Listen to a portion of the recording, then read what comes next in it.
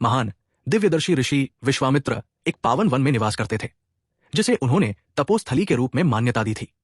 वही वे जप, पवित्र मंत्रों का उच्चारण, योग, ध्यान समाधि तथा यज्ञ आदि कर्म करते थे। किंतु उन्हें राक्षस मारीच और सुबाहु से अत्यंत भय था, क्योंकि जैसे ही वे कोई यज्ञ आरंभ करते, वे दोनों राक्षस उसे अपवित्र करने के लिए तुरंत आधमकते। इससे ऋषि अत्यंत व्यथित होते और उनके मन में विचलन उत्पन्न होता। उन्होंने सोचा कि ये अधर्मी राक्षस बिना भगवान श्रीहरि की सहायता के नष्ट नहीं किए जा सकते।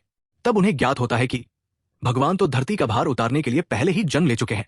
चलिए इन राक्षसों के उत्पात को प्रभु के चरण स्पर्श हेतु एक बहाना बनाता हूं। विनम्र प्रार्थना द्वारा उन दोनों भाइयों को यहां लाऊंगा और फिर अपने नेत्रों को तृप्त करूंगा उस प्रभु के दर्शन से, जो ज्ञान, वैराग्य और सभी गुणों के साक्षात स्रोत है। जब महाराज दशरथ को ज्ञात हुआ कि दिव्यदर्शी महर्षि विश्वामित्र उनके महल पधारे हैं, तो वे तुरंत ब्राह्मणों के एक दल के साथ उनके स्वागत को प्रस्थान करते हैं। राजा ने भूमि पर प्रणाम कर उन्हें श्रद्धा से महल में आमंत्रित किया और उन्हें अपने ही सिंहासन पर विराजमान कराया। फिर ऋषि के चरण धोकर यथोचित सम्मान दिया और कहा, आज जितना धन्य मैं हूं उतना कोई नहीं। आपके आगमन से अयोध्या धन्य हो गई। इसके पश्चात राजा ने विविध प्रकार के भोज्य पदार्थों से सत्कृत किया। विश्वामित्र ऋषि का हृदय प्रसन्नता से भर गया। फिर दशरथ ने अपने चारों पुत्रों राम, लक्ष्मण, भरत और शत्रुघ्न को उनके चरणों में उपस्थित किया। राम का दर्शन होते ही ऋषि विश्वामित्र अपने आप को ही भूल गए।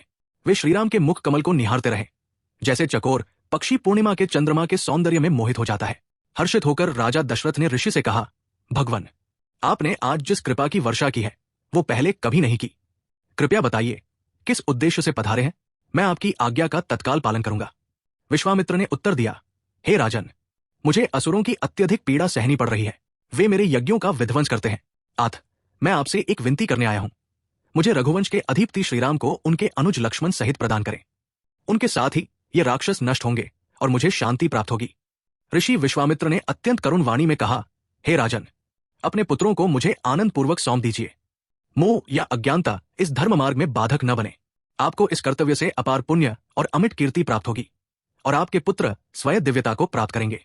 उन्हें कोई कष्ट नहीं होगा, बल्कि वे जगत में धर्म की प्रतिष्ठा करेंगे। ऋषि की वाणी में एक दिव्य आश्वासन था। ये केवल एक याचना नहीं, एक आह्वान था धर्म की रक्षा हेतु, जिसके आगे राजा दशरथ का हृदय दो भागों में विभक्त हो गया। एक ओर पिता का मोह, दूसरी ओर राजधर्म और ऋषि कृपा का आदेश। ऋषि विश्वामित्र की वाणी सुनकर महाराज दशरथ का हृदय कांप उठा। उनके मुखमंडल की आभा फीकी पड़ गई। विनम्र लेकिन व्याकुल स्वर में वे बोले, मैंने अपने वृद्धावस्था में इन 4 पुत्रों को प्राप्त किया है। आपकी याचना विचारहीन प्रतीत होती है। प्रभु, भूमि, धन, जो कुछ मेरे पास है, सब आपको सहर्ष समर्पित करूंगा। ये शरीर, ये जीवन तक भी मैं त्याग दूं, परंतु राम को, मेरे प्राण स्वरूप पुत्र को मैं नहीं दे सकता। वे अभी बालक है। विनाशकारी राक्षसों से उनका कोई मेल नहीं है। राजा की वाणी में गहन प्रेम था, एक पिता की जिजीविषा और ममता से भरी हुई।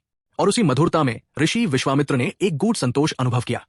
तब ऋषि वशिष्ठ ने आगे बढ़कर राजा को अनेक प्रकार से समझाया। धर्म, समय, कर्म और भगवान की लीला का स्मरण कराते हुए सब शंकाएं दूर हो गई।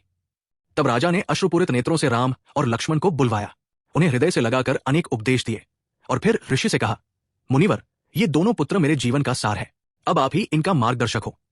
इनका पालन अब आपके हाथों में है। मैं स्वयं पीछे हटता हूं। किंतु हृदय कांप रहा है। यह दृश्य किसी एक चरित्र की नहीं, बल्कि संघर्षशील धर्म की कथा है, जहां राजा मोह से, ऋषि करुणा से और राम कर्तव्य से प्रेरित है। राजा दशरथ ने राम को सौंपने से पहले गहन संघर्ष किया, पिता के मोह और राजधर्म के व्रत के बीच।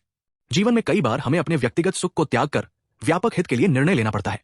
यही कर्तव्य का धर्म है। गुरु वशिष्ठ ने धर्म की राह दिखाते हुए दशरथ के संशय दूर किए।